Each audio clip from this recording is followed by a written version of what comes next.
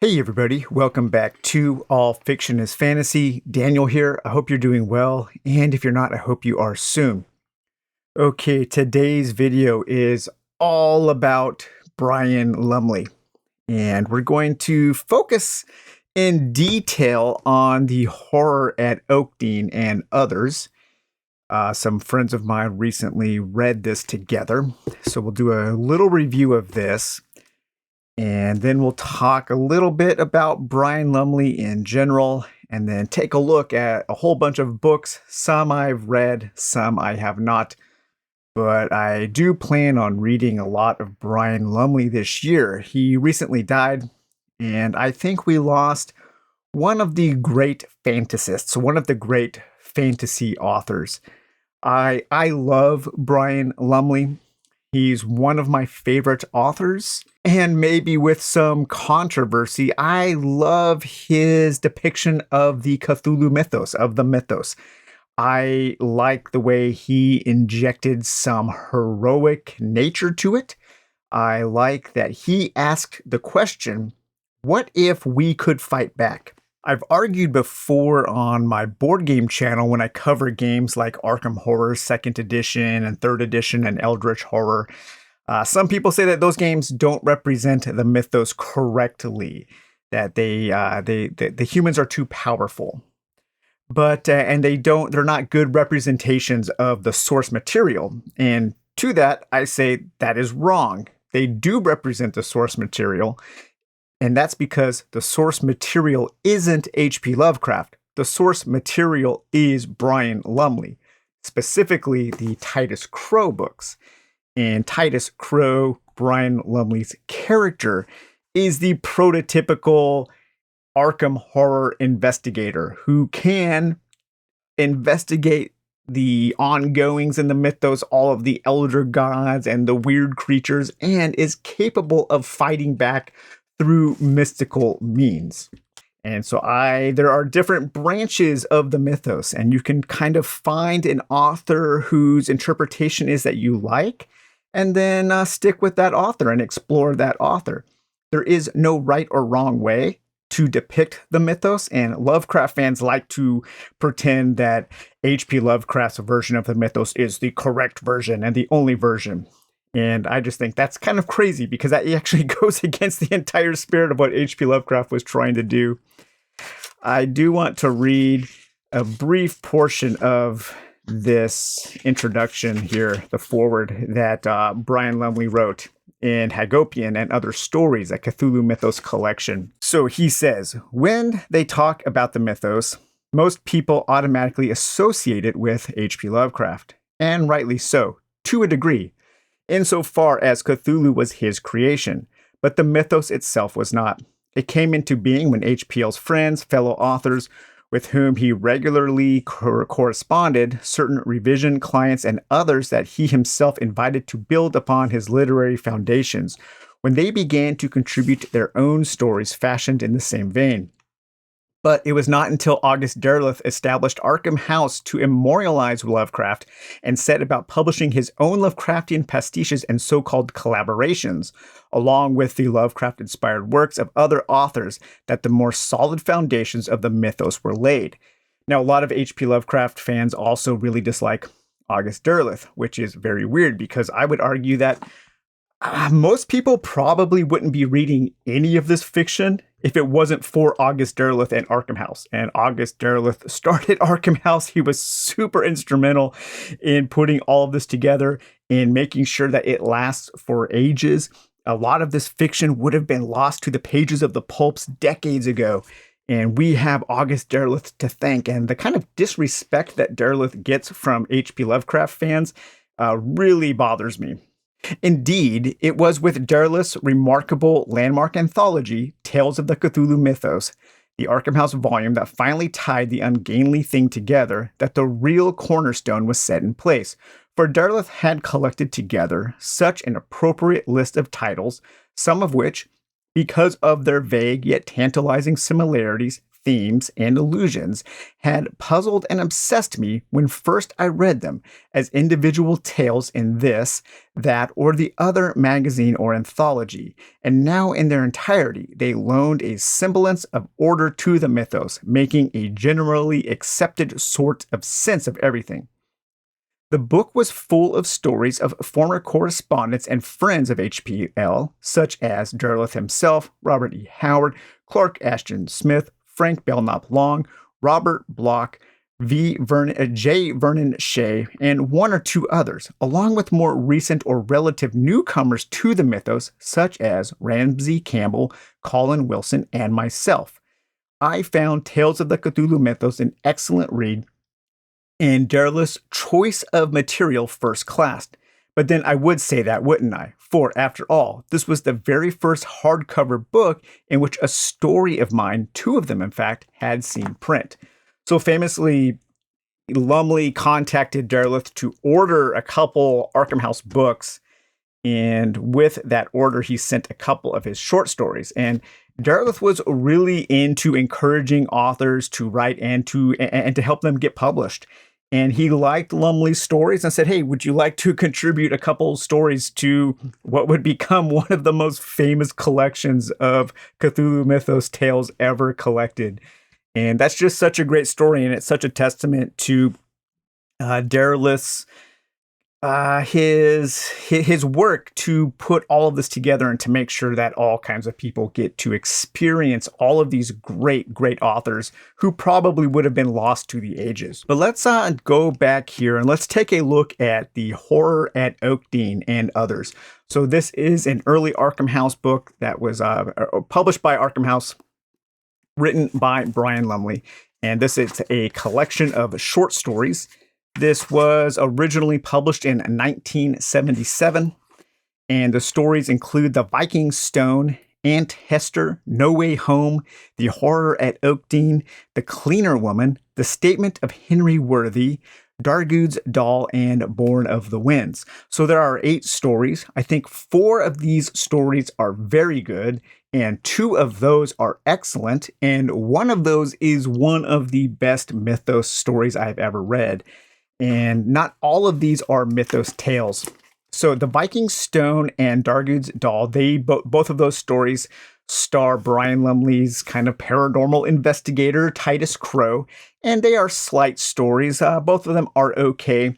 Dargood's Doll gets a little bit kind of jingoistic and a little racist in how it handles some of the black characters. They're like witch doctors and tribal people in Africa, but it's okay.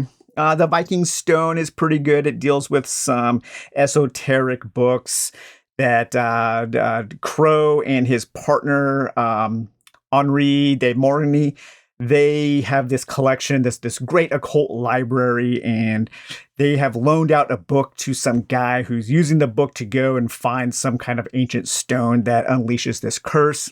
I think the stories are kind of like the Star Trek movies, and that the even ones are really good. So 2 is the first really great story. I think Aunt Hester, really twisted. It has a fantastic ending. It's all about this woman who learns she can kind of teleport herself into other people.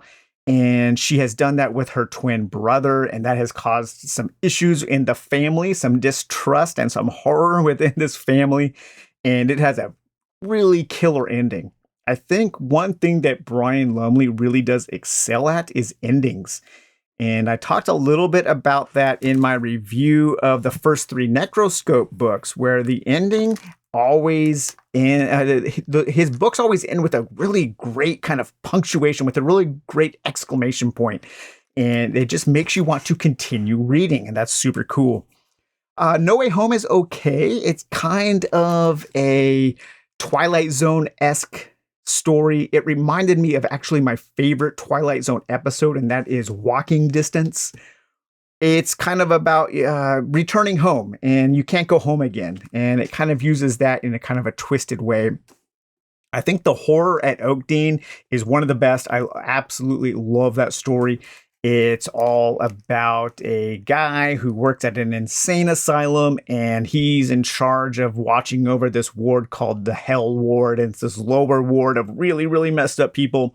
And the patients in the Hell Ward, they end up invoking this, using this chant to call forth this elder god, and all kinds of crazy stuff happens. It's a really, really cool story.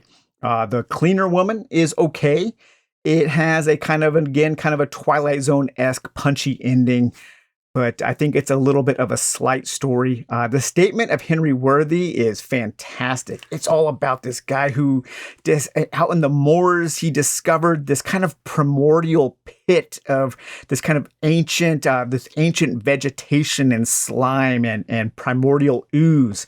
And he got infected with it, and he starts to change into this weird plant creature, and he has these great dreams of this primordial land, and it kind of ties into Lovecraft's Dreamland tales, where he has set a bunch of his stories in the Lovecraft Dreamland. So that one was really good. And then Dargood's Doll we've touched on a little bit, but Born of the Winds, Born of the Winds, what a story. That has got to be in my top 5 Mythos tales of all time. I love it. It's all about this woman who is going out into the northern territories in Canada, and in a frozen kind of wasteland in northern Canada. And her and this kind of a professor's assistant go out searching for her son. And her son is a spawn of Ithaquah. And so there are some connections to Lovecraft's Dunwich horror in that story. But just their exploration of this snowy, barren wasteland, and how they discover this cult of Ithaquah out in the middle of nowhere. And the cult calls forth Ithaquah, and he comes down and engages with his son. It's such a fantastic story. I was joking with my friends when we were talking about the book after we read it together, and I was saying that it's kind of like in the Mountains of Madness, but you actually care about the characters. Now, I love In the Mountains of Madness. That's probably my favorite Lovecraft story. But I don't love it because of the characters. I don't love it because I care about the characters really in any way. The characters are just there to convey information to me, the reader. But Lumley is a humanist at heart, and Lumley was not as cynical about humanity as some of the other Mythos authors were, like Lovecraft and maybe like Howard. I don't think Smith was really cynical. Smith did kind of have a wicked sense of humor, and I think Smith liked people a little more than H.P. Lovecraft did. But Brian Lumley, I think, really likes people. And in a lot of his fiction, good actions are rewarded. And that kind of, I think, irks some people who are more into the Lovecraftian style of weird fiction, where there are no really good people and people are punished no matter what. Brian Lumley's characters will often get rewarded for doing the right thing and for being good people. And I think that is true in that story there, Born of the Winds. The ending is fantastic. It has a great atmosphere. It's super engaging throughout. And yeah, I highly, highly recommend Born of the Winds. Now, you can get that story in other collections, luckily. And a lot of his stories have been collected in multiple volumes. So you don't need to spend the money on the Arkham House book, The Horror at Oakdeene. If you want, and we'll start taking a look at some other books now, you can get The Taint and Other Novellas, a Cthulhu Mythos collection. This is from Solaris, and this includes The Horror at Oakdeene. So already right there, you get one of my favorite stories from this Arkham House book. And you also get Born of the Winds. And the Fairground Horror is great. The Taint is good. This is a great collection right here. This is a very, very good place to start with Lumley's Lovecraft fiction. This book and Hagopian would be a great pairing, and you would get a really wide kind of survey of how Lumley treated the mythos. Hagopian is a whole bunch of mythos short stories. And so Collar of the Black, Hagopian, Cement Surroundings is really cool. The House of Cthulhu is one of his sword and sorcery stories, which is great. I love his sword and sorcery stuff. A lot of people don't know that Brian Lumley actually wrote quite a bit of sword and sorcery. Recognition. Curse of the Golden Guardians is also another one of his sword and sorcery tales. So yeah, just a great collection here. The Thing from the Blasted Heath, that's a pretty popular story for Lumley. But yeah, this is a great collection as well. So both of these, if you're only going to buy 2 Lumley books, I think these 2 books would be really good buys. Another really good collection to just kind of give you a sense of Lumley and the kinds of stories he wrote, and maybe some things that were inspired by him or some things that inspired him, is Singers of Strange Songs. And this is, of course, from Chaosium. This is a Call of Cthulhu book. And this here is actually not edited by Robert M. Price. It's edited by Scott David Anilowski. And so this says here that most readers acknowledge Brian Lumley as the superstar of British horror writers. I don't know about that anymore. I think he's kind of fallen out of favor with a lot of writers, or a lot of readers, unfortunately. With the great popularity of his Necroscope series, he is one of the best known horror authors in the world. Devoted fans know that his roots are deep in the Cthulhu mythos, and with which most of his early work deals. This volume contains 11 new tales in that vein, as well as 3 reprints of excellent but little-known work by Lumley. So let's take a look here. My main problem with a lot of these Chaosium books is the text is so small. It can be kind of hard to read here. So we've got City Out of Time from Lumley, Cement Surroundings, again, a reprint there, and Spaghetti. I don't think I've read this one yet, but this is an okay collection as well. And then I also have 2 other Arkham House books. So we have Beneath the Moors.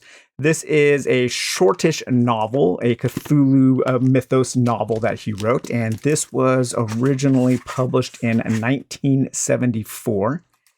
So really nice condition here. I love Arkham House books. I wish more of them were more affordable. I love the size. I love the way they feel. They're just really well-made books. And then here, I just bought this one. So I need to get a Brodart cover on this one. This is probably one of my most collectible Arkham House books. And that is The Collar of the Black from Brian Lumley. And I believe this one was his first in 1971. And so this contains A Thing About Cars, The Cypress Shell, Billy's Oak, The Rider in the Garret, The Collar of the Black, The Mirror of Nitocris, The Night Sea Maid Went Down, The Thing from the Blasted Heath, An Item of Supporting Evidence, Daleth Lean, De Morini's Clock, Ambler's Inspiration, In the Vaults Beneath, and The Pearl. I've read some of those. I haven't read most of the stories. I believe in this collection here. The book I am reading now, and I'm going to read the entire series, and we'll do a review on that as we go, and that is The House of Cthulhu and Other Tales of the Primal Land. So this book is joined by these 2 here, and that is The Complete Cache Volume 1, Never a Backward Glance, and The Complete Cache Volume 2, Sorcery in Shad.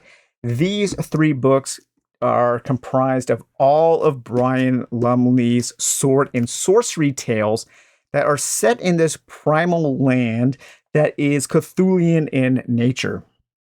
And so Brian Lumley has combined elements of the Cthulhu mythos with elements of sword and sorcery, probably greatly inspired by Clark Ashton Smith's sword and sorcery tales, his Zothique stories. And I think these are fantastic. This is some of my favorite sword and sorcery stuff. This book here I'm almost done with. And I'm at the last chapter of this fantastic story here called Cryptically Yours, which is all told through an exchange of letters written by these 2 sorcerers back and forth. And man, it's fantastic. I don't think this collection in totality is great, but there are at least a handful of stories here that are fantastic. I think my favorites are Tharquest and the Lamia Orbiquita, and Malacron the Immortal. Both of those stories are great. Cryptically Yours is good. I did skip a couple stories in here because they are also in these other volumes. But so far, I'm really enjoying this, and I love these the art by Jim Pitts. And speaking of Pitts, he did the art here, both of the cover art here for the Complete Cache volumes 1 and 2. Really nice. So these are all from Paul Ganley, and he printed a whole bunch of Brian Lumley stuff, and I think his books are pretty nice as well. But man, I mean, just look at that art from Pitts. So, oh man, that's so cool. I love it. And I just love the way that Brian Lumley mixed the sword and sorcery with the Cthulhu Mythos, and it's really cool. It has a great vibe to it. It's very otherworldly. It's mysterious, but it's also quite humorous in a lot of ways.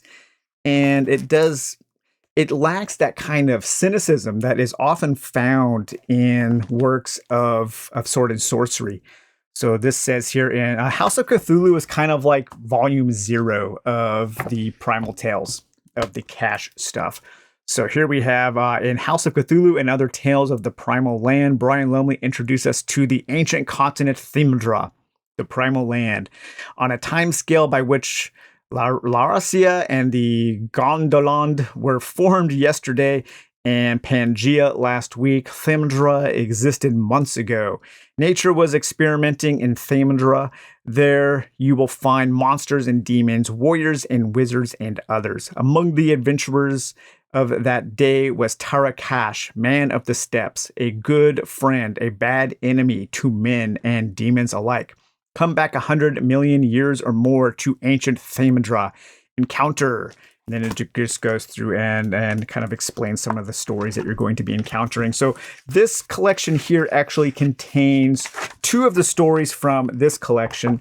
There was another version of this that I think was released by Tor or maybe Solaris, I can't remember, that doesn't contain those stories. So this one, I believe, has more stories than that one. And that's why this one also contains those stories. But so this is kind of a more of a themed collection of sword and sorcery stories with a Cthulhu kind of sub-theme. And this collection here, volume 2, reads more like a novel with an ongoing narrative. But again, illustrated by Jim Pitts. And we get all kinds of just great sword and sorcery stuff here. So this is some of my favorite Lovecraft stuff. Or not Lovecraft, Lumley. Freudian slip there. So my introduction to Lumley, and I think quite a few people were introduced to Lumley through Titus Crow. Probably Titus Crow and Necroscope would be his 2 biggest, with Necroscope definitely being the biggest. So maybe this one actually introduced more people to Lumley, but I got introduced to Lumley through Titus Crow. And the first Titus Crow novel is The Burrowers Beneath. So this is a really nice old Yellow Spine edition here. And like I said, Titus Crow is basically ground zero for your Arkham horror board game, your Call of Cthulhu style investigator. And he investigates, he fights back against the Elder Ones, against the Elder Gods using his Elder Sign. And he's kind of like I don't know, Sherlock Holmes, if Sherlock Holmes fought against demonic beasts and entities.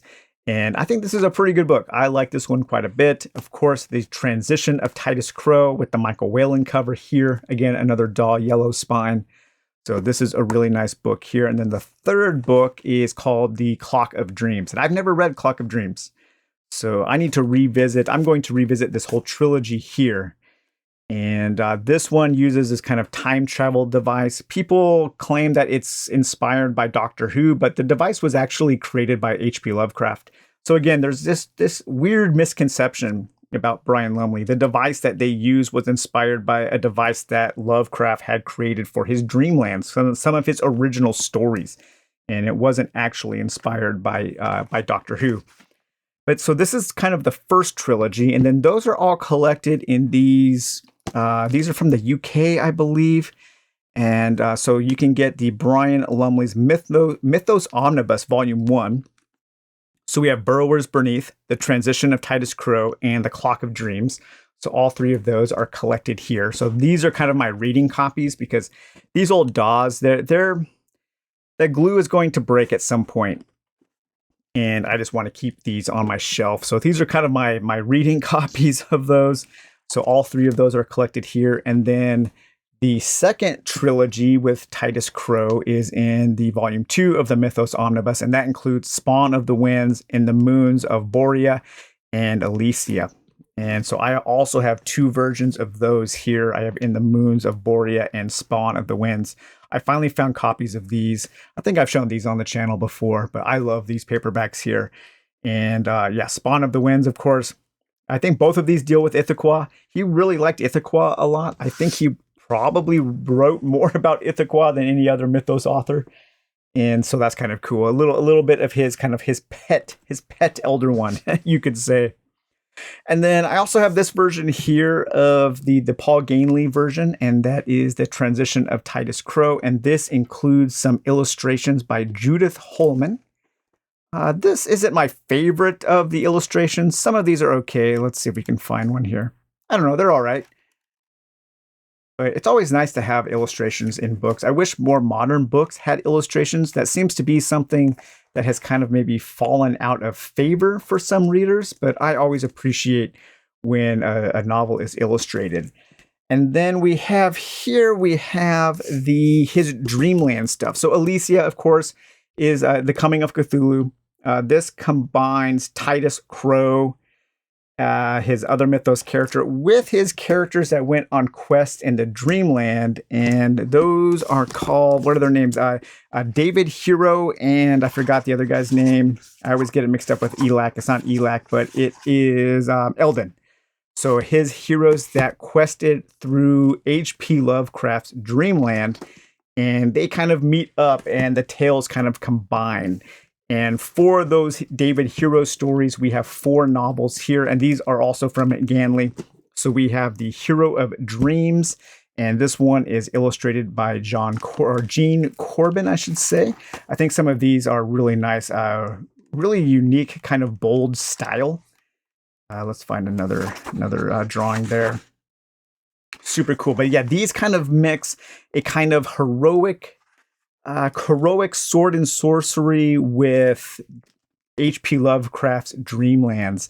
And I think they actually end up also meeting with Carter, Randolph Carter, right?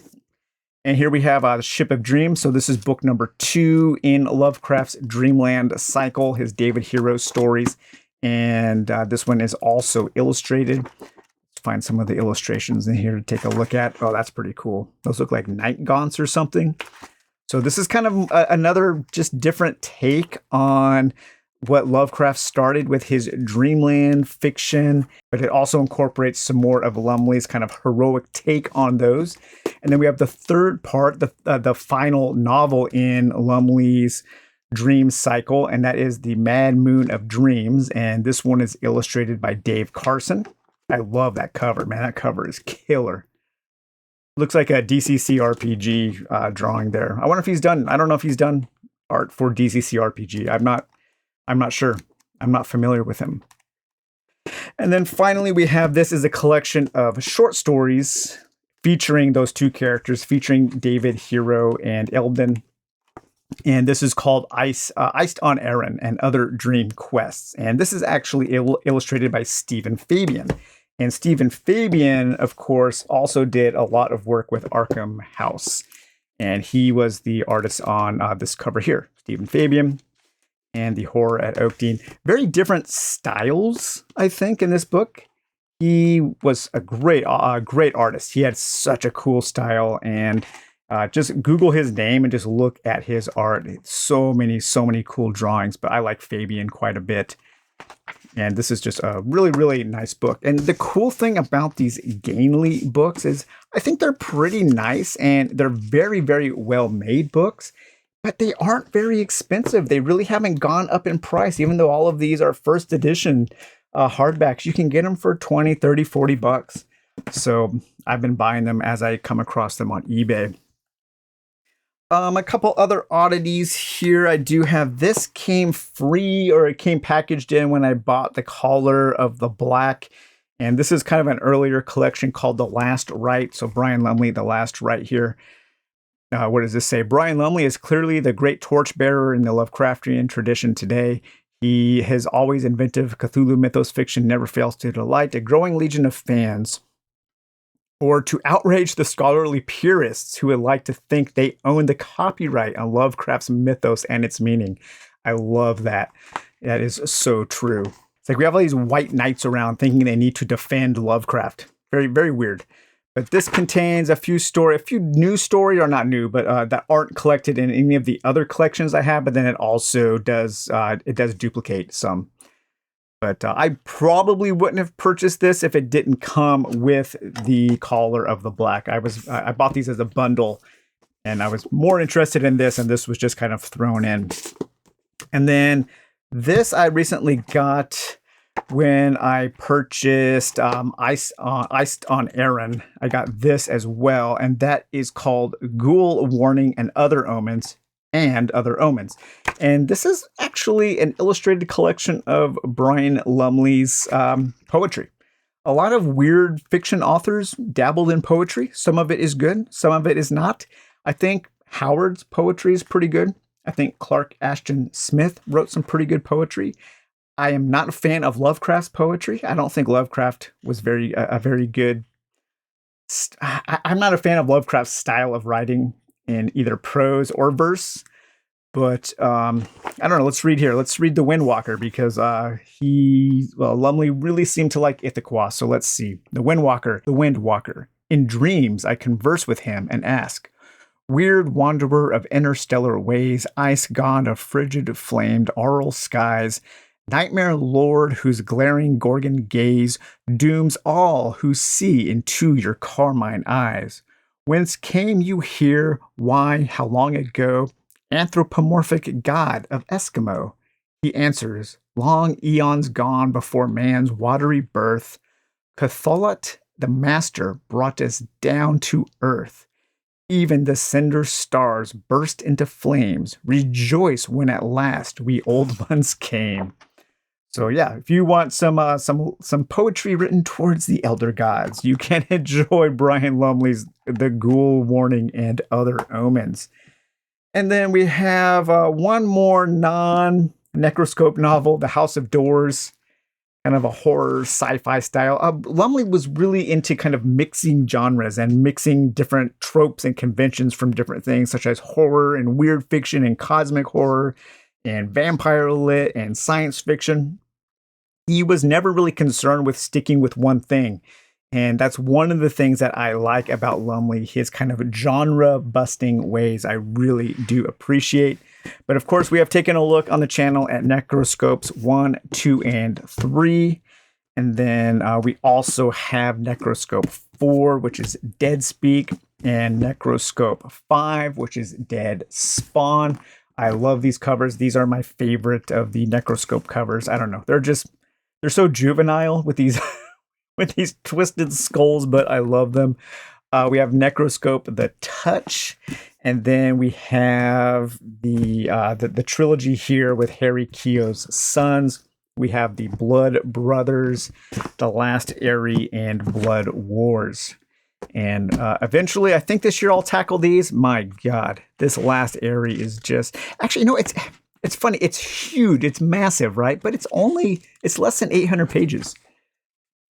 It is like, 1,100 pages? And I think it's thinner. So this just must have some just really, really thick pages or something. But yeah, we can do that. Under 800 pages, no problem. It just looks really massive, but it's not quite as massive as it seems. I think I mentioned that when I was looking at the Necroscope books too. They look pretty fat, but the pages are just really big. I mean, this is only 500 pages. But yeah, so I'm going to be reading a lot of Brian Lumley this year on my board game channel on the Dungeon Dive. I'm going to be doing a deep dive into Arkham Horror, the board games, mainly second edition, and talking more on that about how I think Lumley really is the inspiration on the tabletop branch of the Cthulhu Mythos, because his branch is more pulp and more action and more heroic orientated. And he purposefully set down when he was writing his Mythos tales and asked, what if we could fight back? That was what he wanted to explore. And I think he did a really good job of exploring that kind of mythos fiction. Was it different than Lovecraft's? Yes, of course it was, but he's a different author.